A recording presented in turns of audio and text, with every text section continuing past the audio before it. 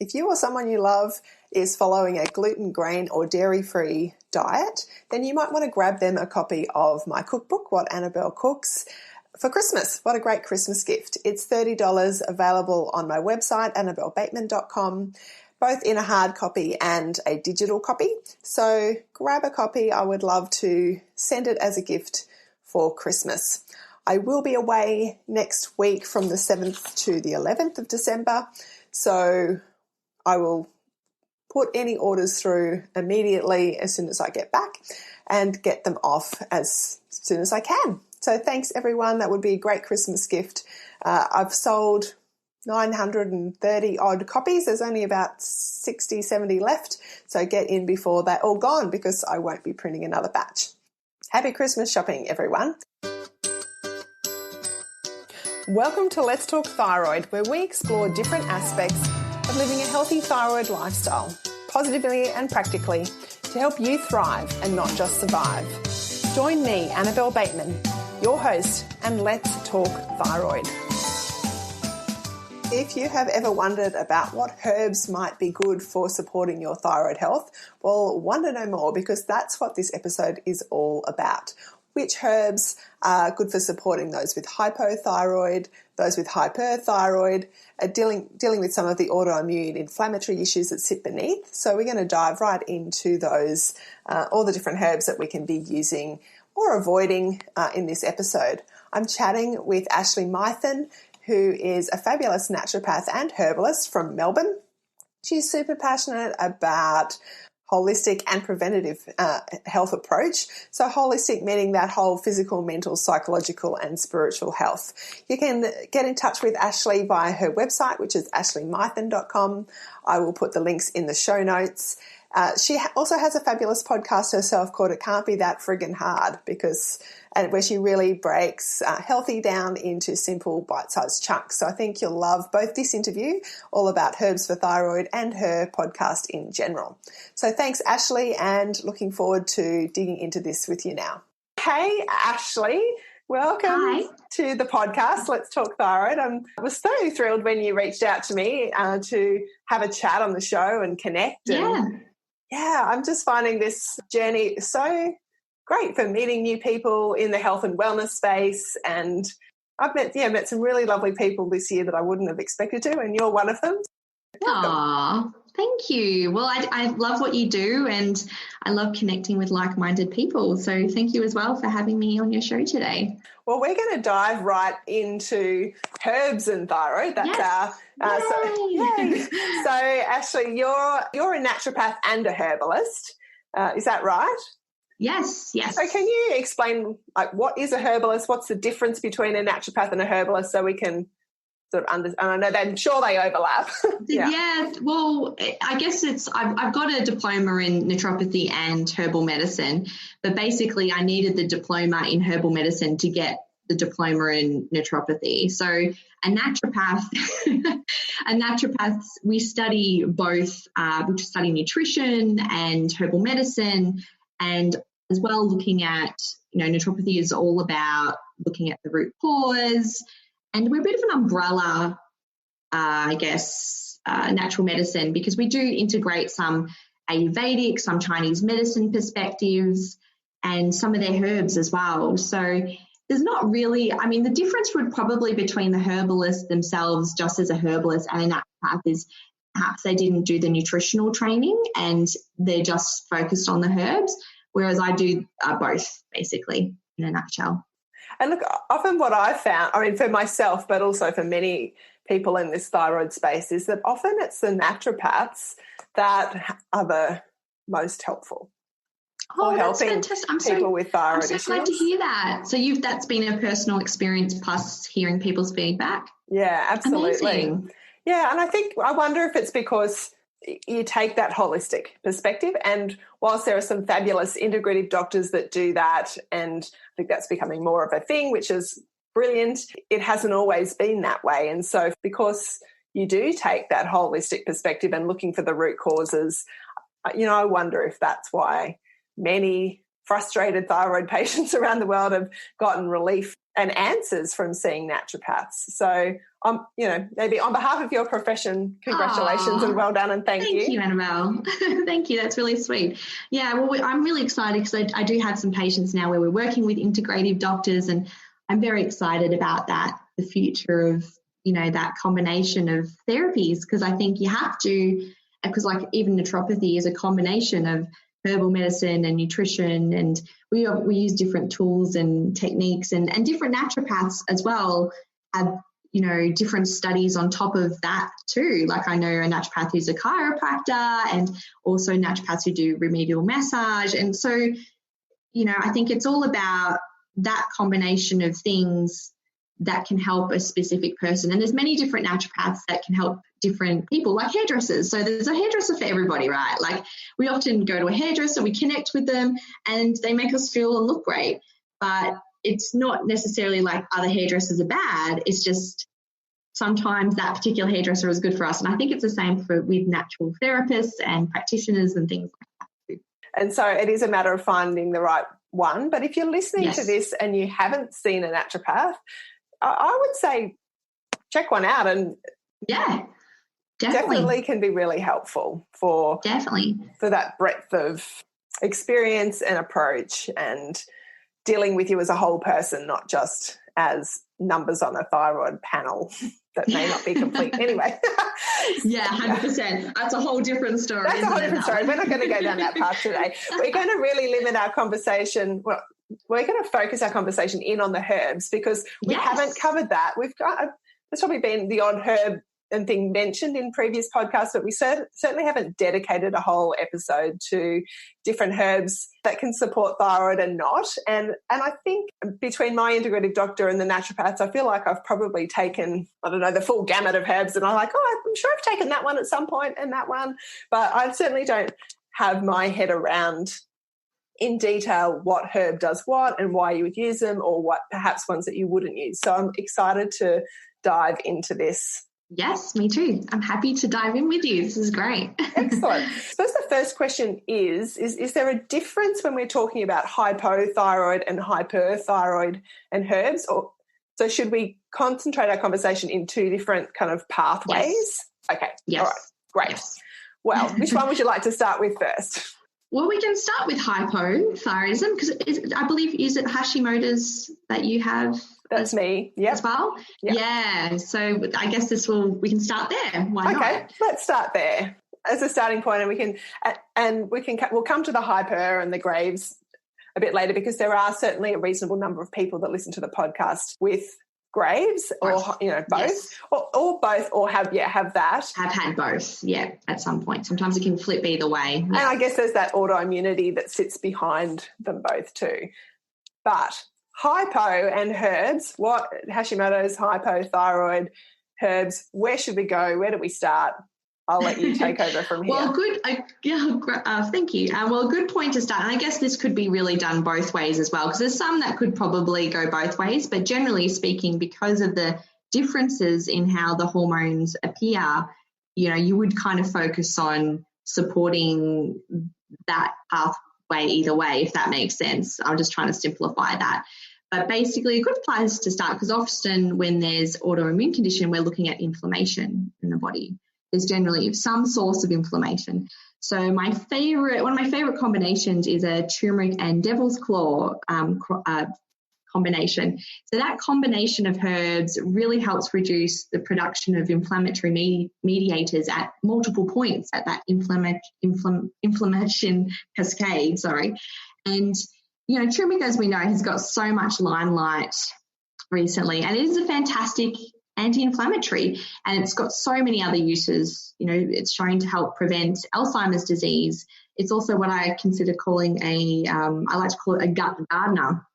Helps keep that gut microbiome really clean. And as we know, that gut health is really important for autoimmune conditions, especially there's a high percentage of thyroid sufferers who have a condition called SIBO, which is that small intestinal bacterial overgrowth. So you've got to consider all those factors as well. But I love to consider some kind of anti-inflammatory component, at least even in the food, even eating it. So incorporating these, this is the great thing. Yes, of course, it's so important to, you can take these formulations, and a lot of formulations I love is when they include a nutritional and herbal component.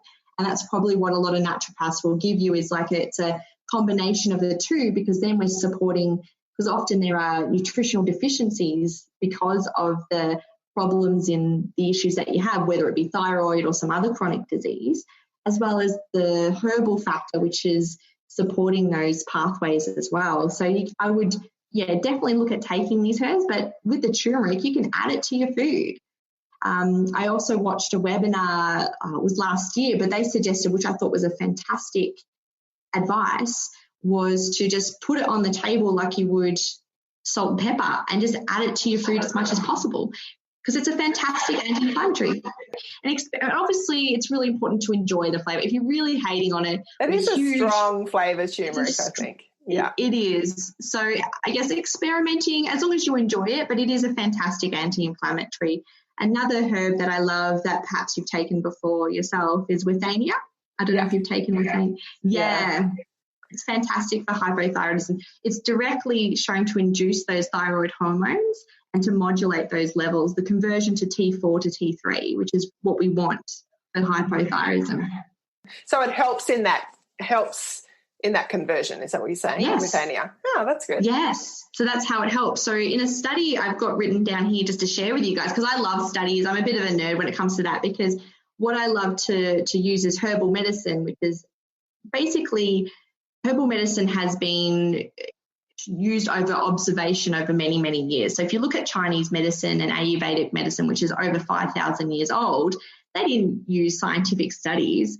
They used over years of observing other people, like what worked and what didn't work, and that kind of thing. So some things aren't always got that scientific proof, but I love it when it does, because then it helps our modern minds to kind of be like, oh, that's how it works. Like you said, that conversion to T4 to T3, it's like, oh, well, that makes sense why I'm always taking it. Yeah, it's nice to see a lot of these studies starting to come out. I know I follow closely some of the essential oil studies and research that's being done. And it's the same thing. You think, oh, I knew that kind of worked for that, but, oh, it's nice to actually see. And I'm not a study nerd. I'm not a science head, but I love the fact that it's happening, and it is there. And for people that really want that scientific evidence, it's not hard to find. That research is happening. The studies are out there. So yes, I love that. It's exciting. Me too. So I thought I'd share a study on the Withania for you, just to help, your listeners kind of learn a bit about it. So there was a study involving 50 participants with subclinical hypothyroidism. So just on that kind of like that edge there, were prescribed 600 milligrams of Withania 8 weeks, and there was a significant improvement in 8 weeks, just the 8 weeks, with their TSH, T3 and T4 levels. So that's really exciting. Yeah, that is exciting. That's not a long time, really. When it comes to thyroid things, it can take ages. 8 weeks isn't long. No, it's not. So that's how quickly the turnaround can be. Yeah. And so were these people in the study because they weren't on thyroid medication? No, because they were on that borderline. I don't think so. It wasn't mentioned, but I'm assuming that they weren't. Yeah, but it is safe to use, and you would just monitor like you've probably done yourself. You just have to monitor your levels, keep touching base with your symptoms, because that's going to be the biggest sign that there's a change, is when you've got a change in your symptom picture as well, whether it's energy, fatigue, and all of the symptoms that were coming up that were kind of leading down for the diagnosis of the thyroid condition. These are signs that your body is showing you, like, hey, there's something going on here, just pay attention to me. And so if we connect with that, we can, go to our practitioner or our GP and go, okay, maybe I need to get retested because there's some other things that are appearing. And that's the best way to feel more in control of your health as well, I think.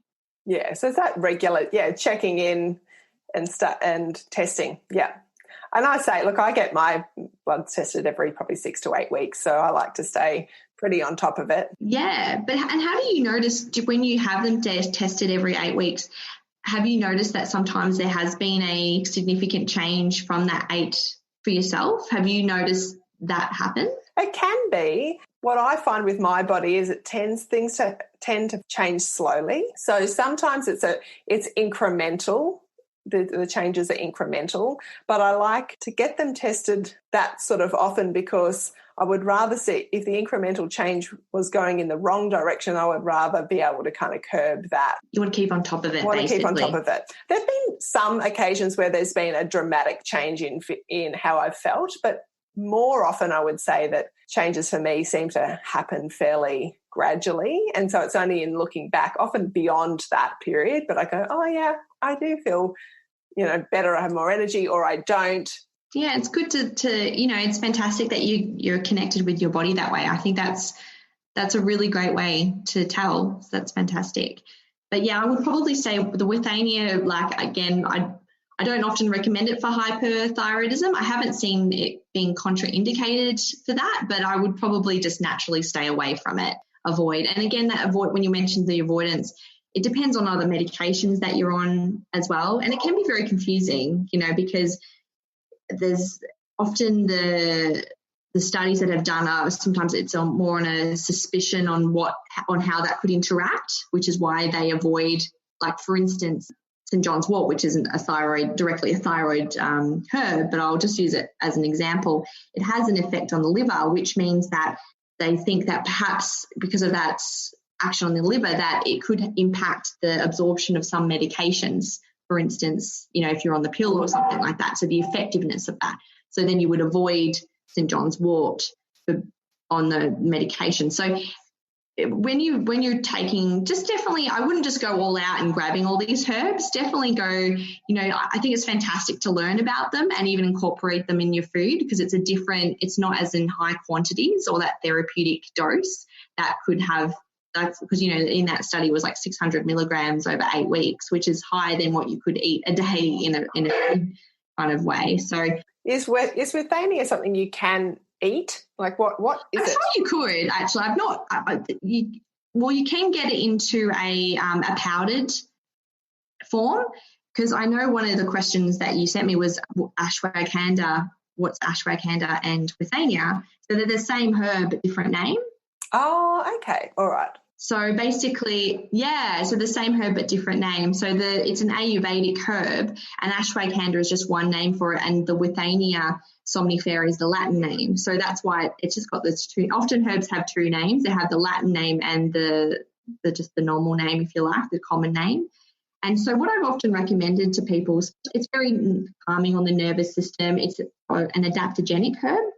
So what that means is it helps the body adapt to internal and external stress. So it's a beautiful herb. It's got a mild sedative effect, so really good for those stress states, people not sleeping well, anti-inflammatory. Again, we love the anti-inflammatory herbs, especially with thyroid and autoimmune conditions.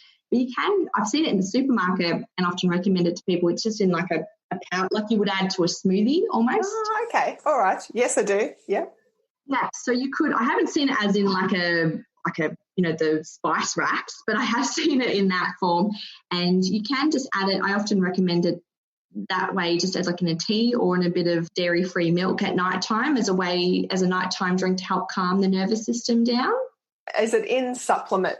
I mean, you can get supplements of it as well. Yes. Yeah. Yes, definitely. Like I said, the mixture that I normally use for hypothyroidism normally has a few nutritional components as well as the Withania. But you can, like I said with the turmeric, why not try and incorporate these things in, more in a form that you would use on a day-to-day level, not just in supplement form. Because I think that will help everything else that you're doing, I believe, especially when you consider that diet or that lifestyle form, not just taking in a pill form, if that makes sense. Yeah, incorporating it more as a food in that sense. Yes. Yeah. Exactly, 100%.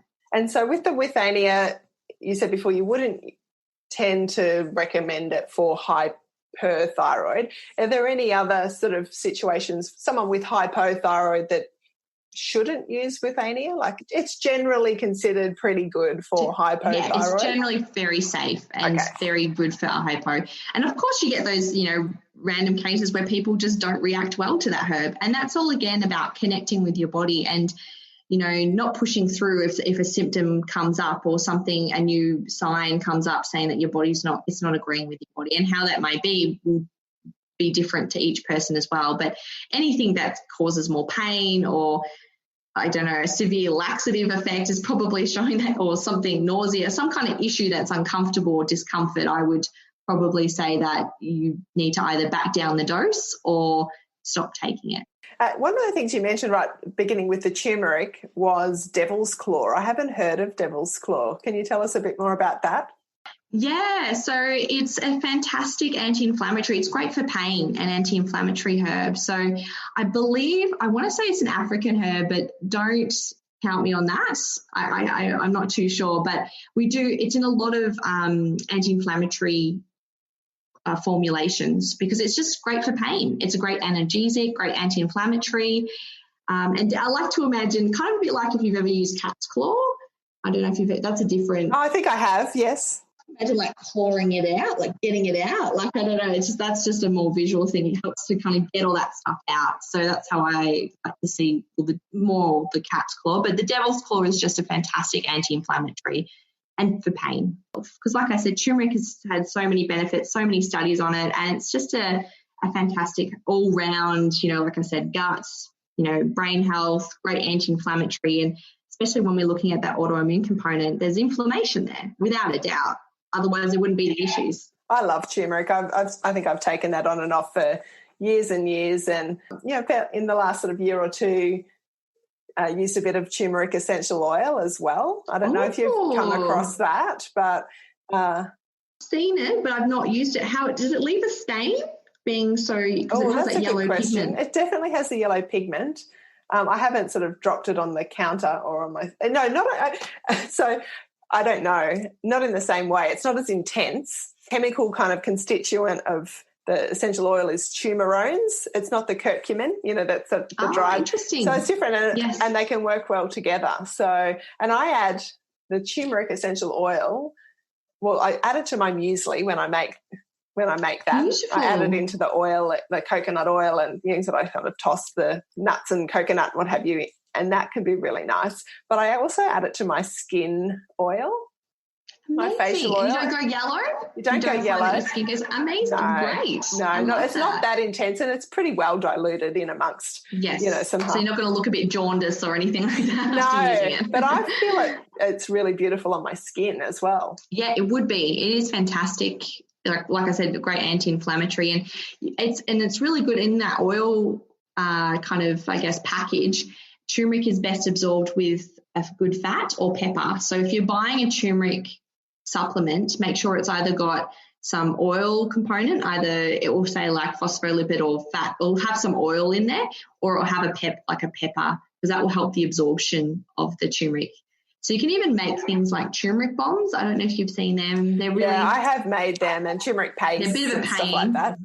But handy. They're handy. So you can make them all, and there's recipes online. So basically making the balls of turmeric with a mixture of, like, say, coconut oil, maybe a bit of pepper, and putting them all into little balls, which are like perfect for just drop dosing them. So you don't have to actually eat the turmeric, but you're getting that food form at a higher amount that you would consume. A few years ago, I got right into making those, and I'd make basically that turmeric paste, and then I found these great, like, silicone, they were oven trays from Kmart. I'll have to dig out photos. You remind me, I haven't done this for ages, and they had like these little tiny, I suppose ultimately they were little balls, but if you were using it as an oven tray, you turn it upside down so that any fat kind of dripped in, didn't sit on your food. But if you flipped it upside down, they had all these little tiny divots, I suppose.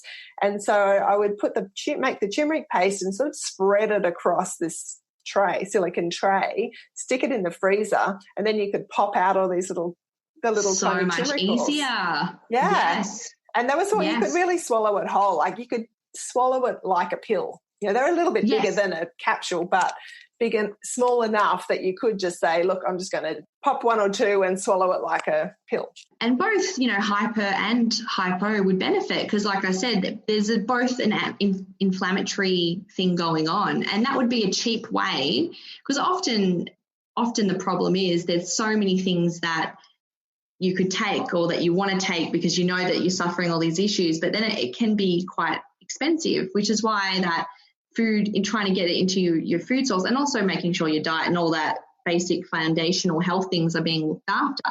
So then when you're adding these herbal components in, you'll get an even higher benefit from it because you're already supporting your body and, you know, looking at after that way. And things like the turmeric bombs, where you can make it yourself.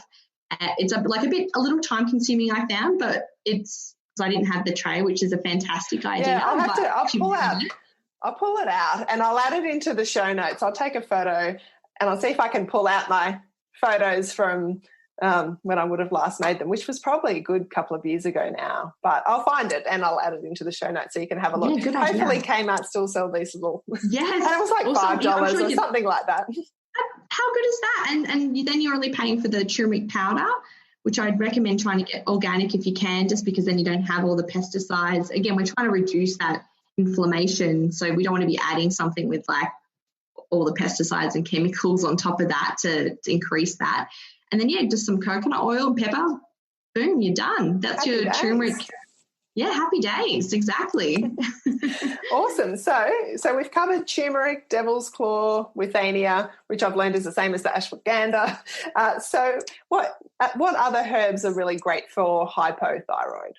Well, they're probably the main ones I would use for hypo, and then look at the nutritional and as well as I'd probably consider with hypo, you've got to consider that there could be like a blood sugar insulin issue. There's often that connection. So often I would consider, so diet's a huge one, like, you know, looking at cinnamon and chromium complexes, which help that blood sugar metabolism. Mm-hmm. And I find just keeping it simple, like I like to really keep it simple. So I would probably look at inflammation, something with Withania and some nutritional components, as well as looking at, maybe if there's a blood sugar issue, because often there is, then I would add that kind of cinnamon and chromium mix in there. Chromium's a mineral and cinnamon's a fantastic herb as well. You can, again, adding it to food, I would add your cinnamon. It's also only if you enjoy the food, because you'll get the benefits more if you actually enjoy it. If you absolutely hate it, it's probably going to do more damage than good. But adding the cinnamon to your cereals, or not cereal, but like, you know, you say your morning muesli, like you said, you could add a bit of cinnamon and smoothies to anything that you make, you know, things like that, adding your cinnamon and your turmeric into it, as well as maybe considering and keeping an eye on your blood test results, because then you can kind of maneuver that. But that would be the main ones for the hypo I would consider. There's probably, because of the hyper, you've got to consider like the heightened nervous system and things like that, which can still be affected with the hypo. So that, again, some of these could cross paths with each other. So if there's a anxiety stress component, then you would also look at anxiety stress type herbs. So for instance, lemon balm is a fantastic herb calming the nervous system. So are we sort of moving a little bit into the hyper now? The hyper, sorry about that. Yeah, so hyper you could probably take the lemon balm for even stress, because it's for stress. So often I see more of that heightened, that stress levels in the hyper, like the more anxious state, that kind of, you know, palpitations, that, because everything's a bit faster, if you like. I mean, that's, you know, everything's, you know, fast, like your palpitations, that kind of thing. So, you know, that lemon balm can be really calming on the nervous system. And in fact, I think it was 18%, again, for 15 days people took it, and shown a reduction by 18% in anxiety and 42% reduction in insomnia, which is often considered that's great. And that's only in 15 days, which is really, again, amazing. So lemon balm is just a fantastic calming that nervous system down.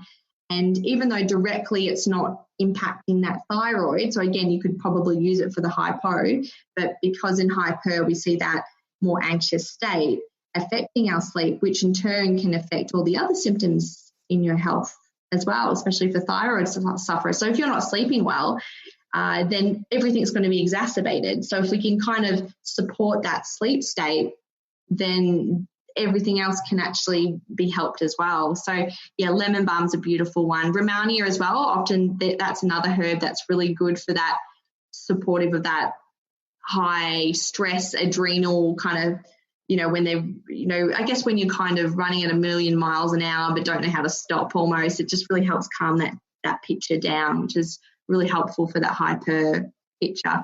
Things like your ziziphus and passionflower. Ziziphus is a herb that's really good for anxiety states, excitability in the brain, when it's just like it's really excitable and things like that. Yeah, I have that. I don't have hyper, but I definitely have a brain that doesn't calm down well. So yeah, so it's things like, again, there's some things that you could cross with, yeah, but I understand. when it's particularly focusing on the thyroid hormones, then you would keep that separate, if that makes sense. So yeah, the ziziphus, very good for that. And passionflower, which helps modulate that GABA. So GABA is really important for calming the brain down.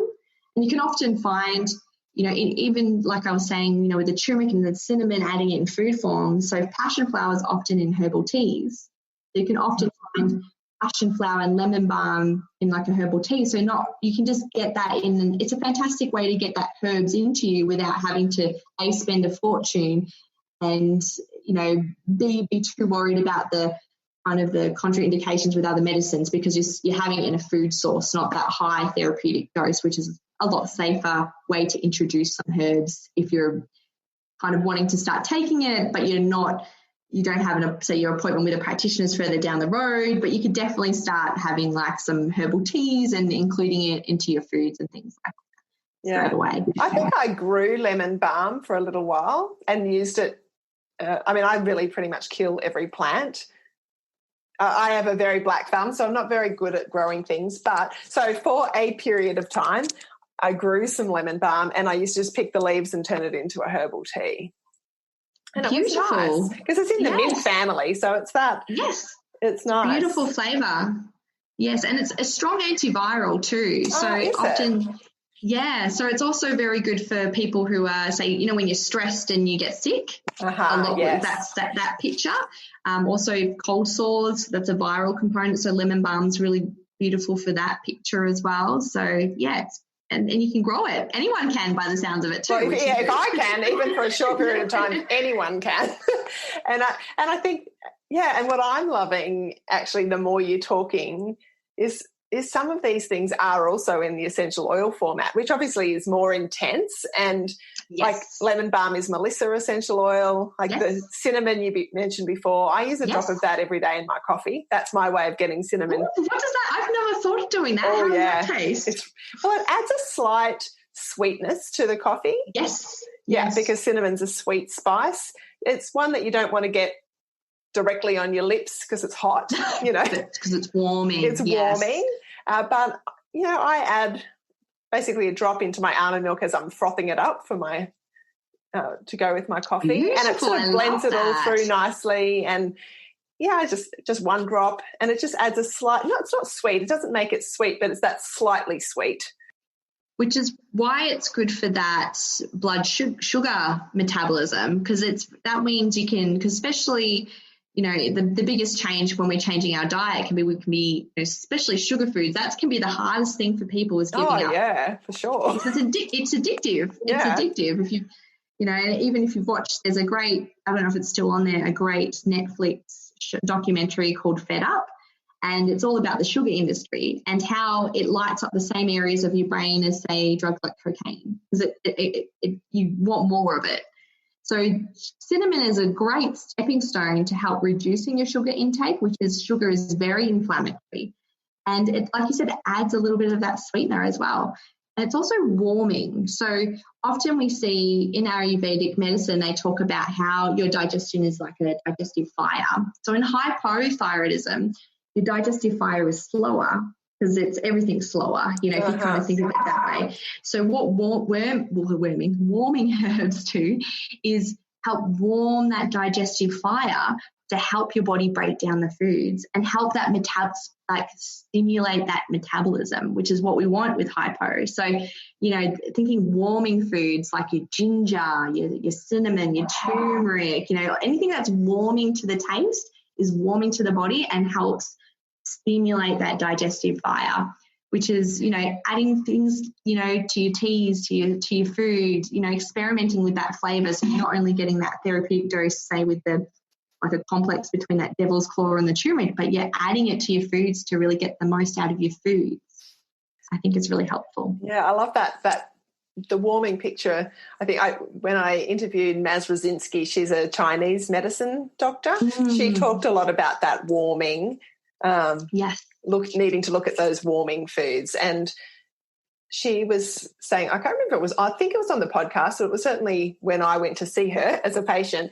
She was saying it's important to eat a lot of warm, like not just food, warm, spicy foods, but actually foods that are cooked and warm in your body, not lots of raw, cold foods for hypothyroid. Yes, so I thought that was really interesting. Yes, and what helps me think of that picture is, like, again, referring to your digestion as that digestive fire, because if your digestive fire is really weak and not like that kindles, it's just that kindling, it's not really going very well.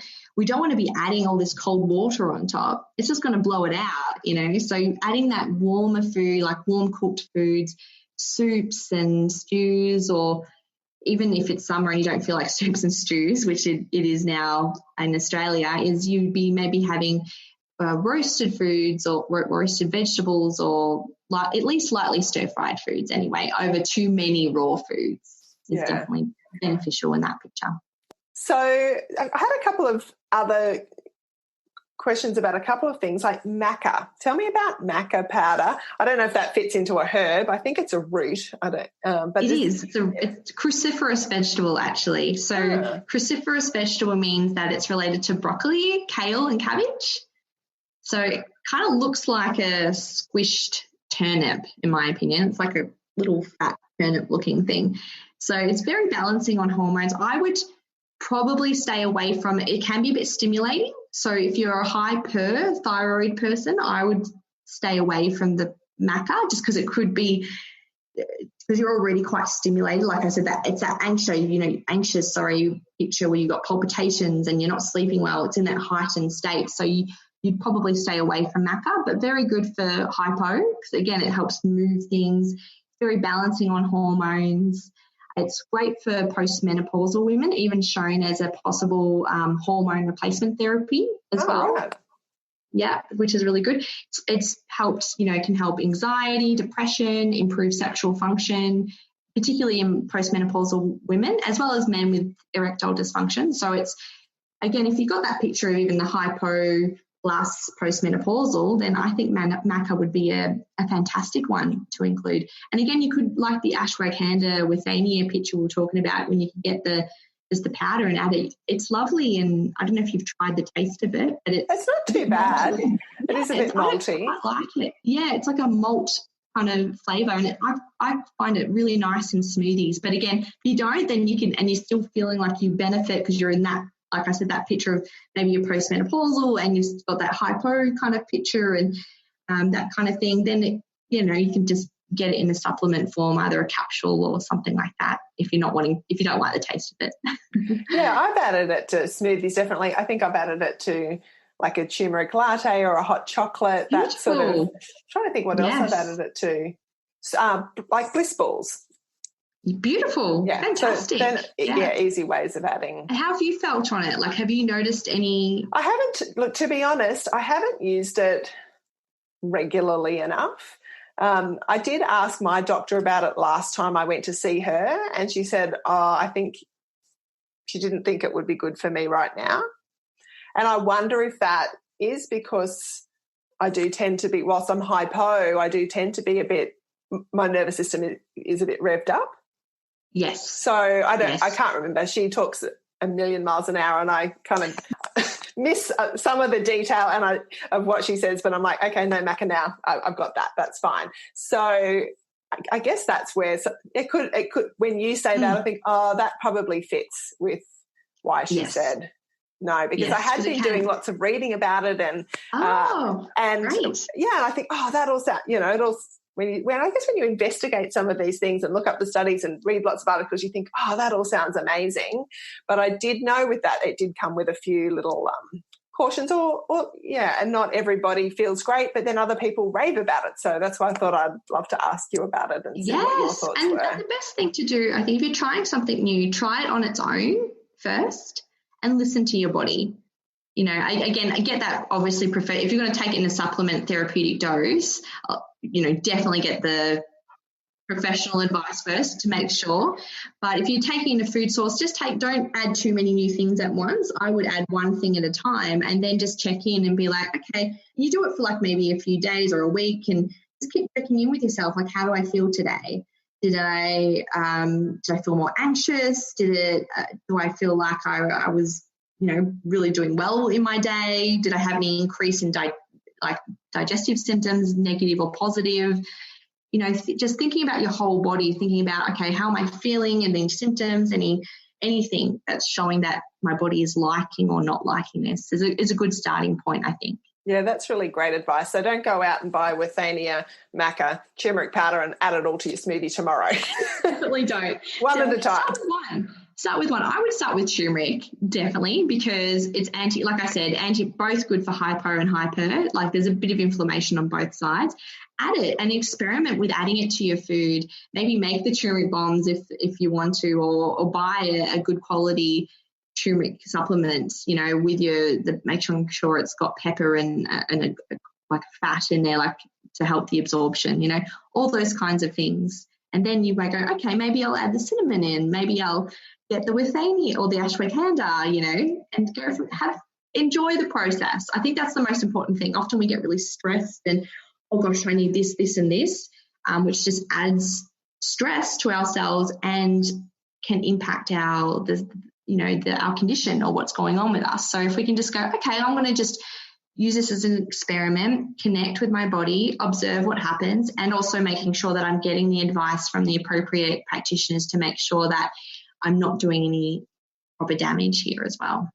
And so my other category of things I'd love to explore with you is mushrooms. And I saw that you interviewed someone about mushrooms specifically, and I haven't listened to it. Definitely give it a listen. If you're a big mushroom fan, I'm assuming by you asking me the question. Well, I'm just curious. I like to eat mushrooms. I have recently bought different mushroom things because, again, I've probably done exactly what you just said not to do is just go out and buy things. But I have been a little hesitant. Yeah. And I know when I look back, I know some of the different concoctions that my doctor has put me on over the years has had some mushrooms in there, although I didn't realise they were at the time. So I'm curious. I'm curious about it because I feel like I don't know a lot about them, and I feel like it's the sort of thing that you shouldn't just go dabbling in.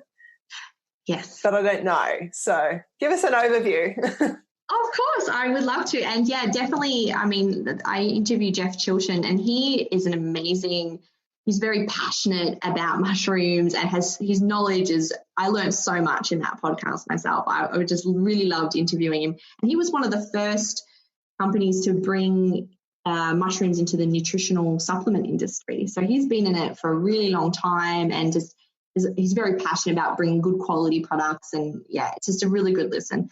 So I'm going to give you some advice that he gave in that podcast as well.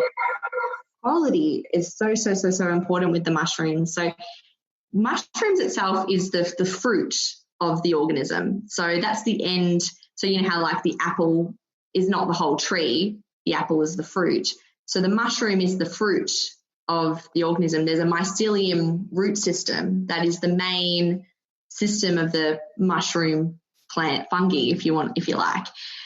So yeah, it's the end result. So often the mushroom products can combine both the mushroom and the mycelium in the combination of products. But a lot of mushroom brands, quite a high percentage, actually grow their mushrooms or the mycelium on grain.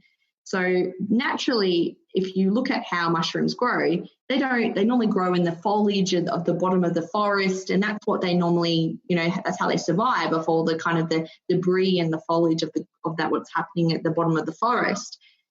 So grain isn't the best thing to feed the mycelium.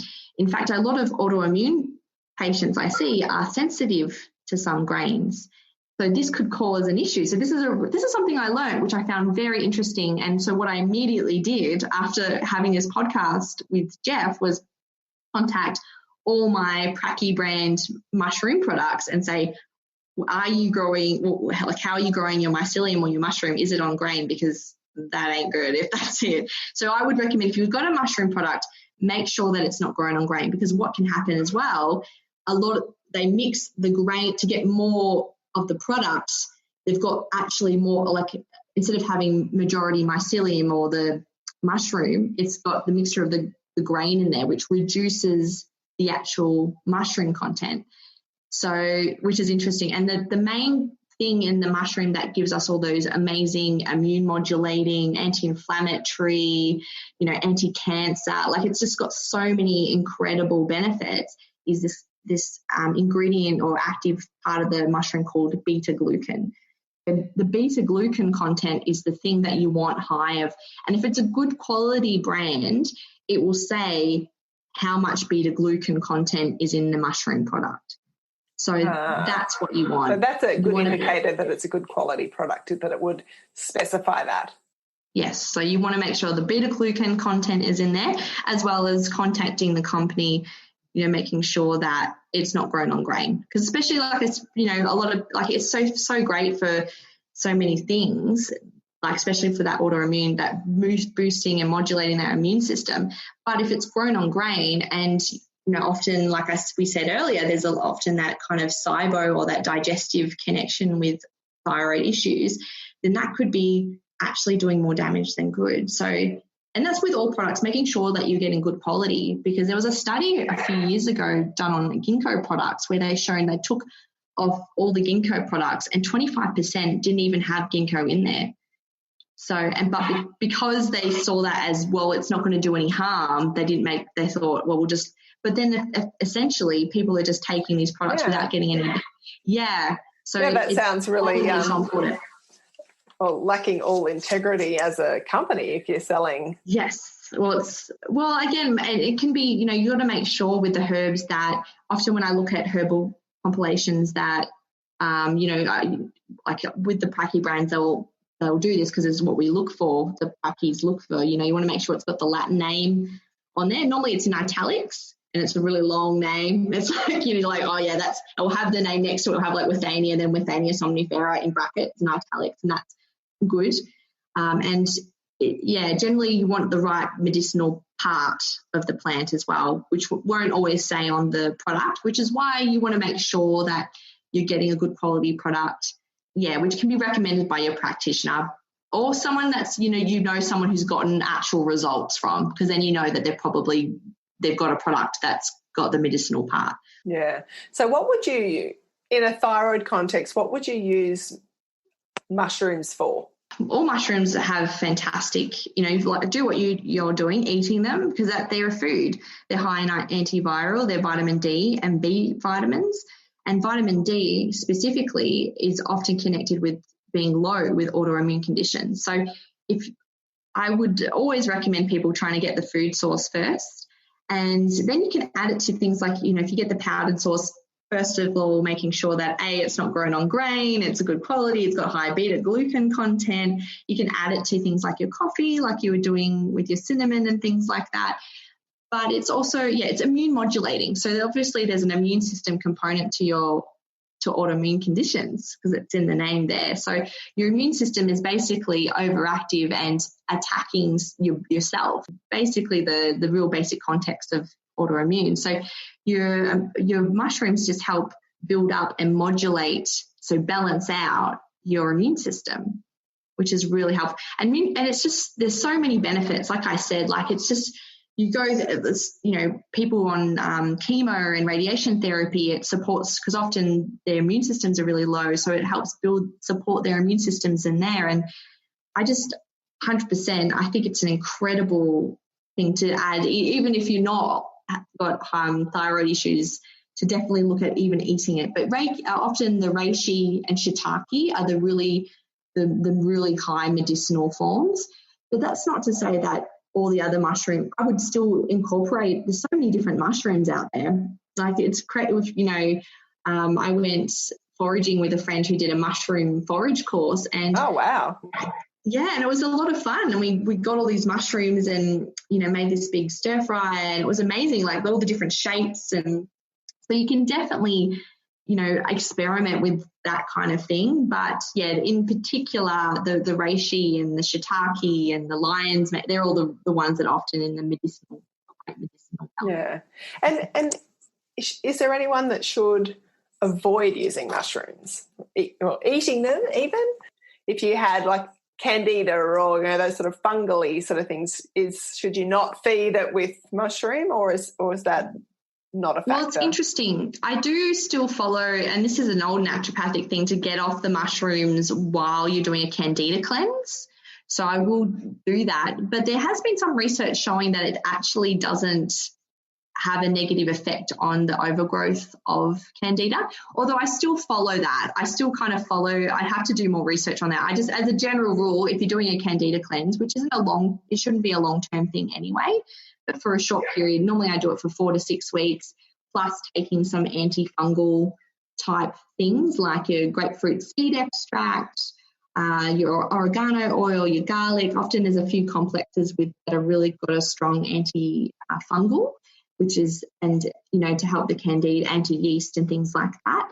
Then, for 4 to 6 weeks, you avoid it, but then you can incorporate it in again, sure. But otherwise, it's generally very safe. It doesn't really have any interactions with anything.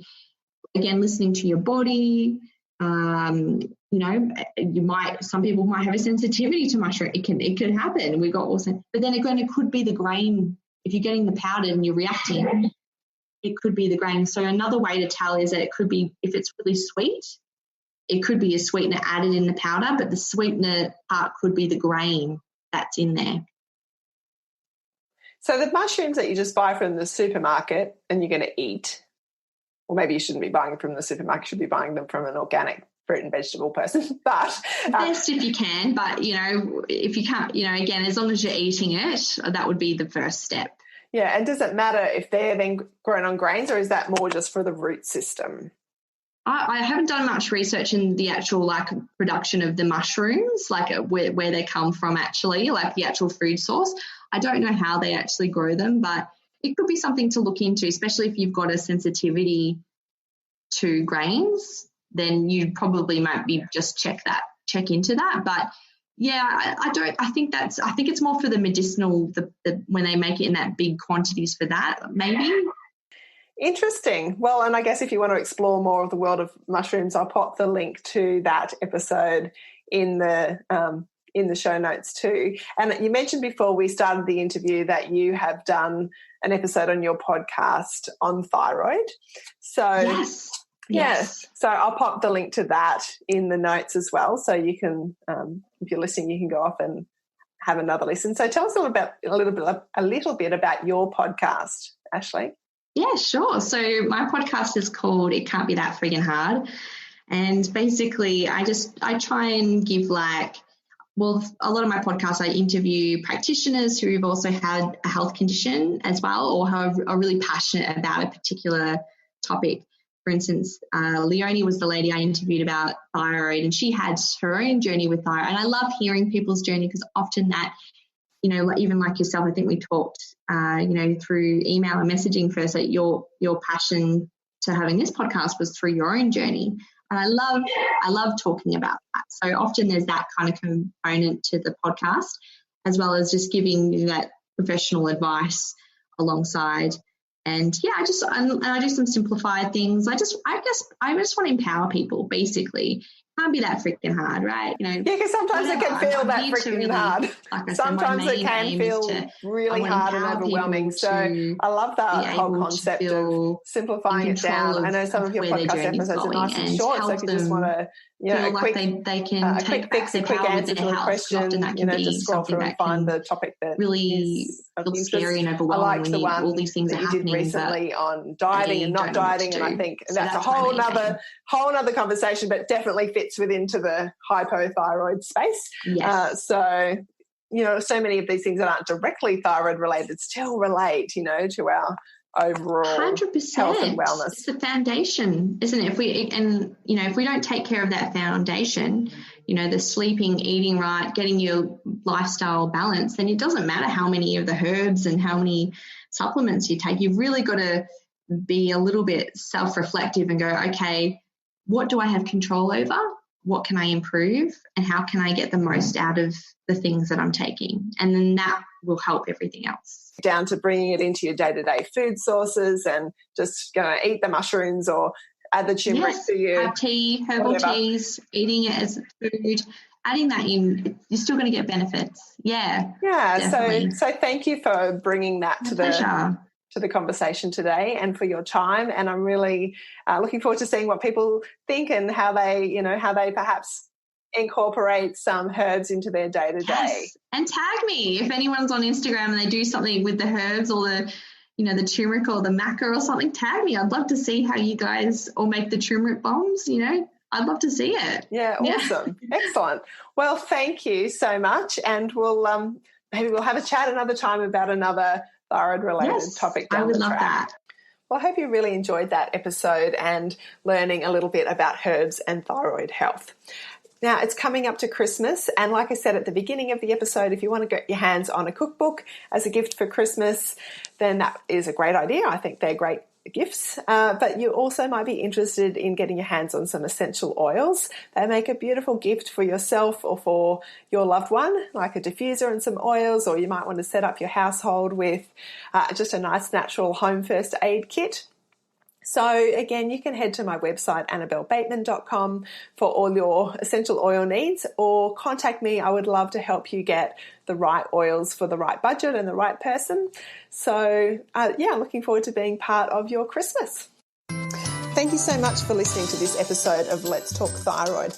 I would love it if you would subscribe to the podcast and share it with others that you know with thyroid problems. Let's get the message out there.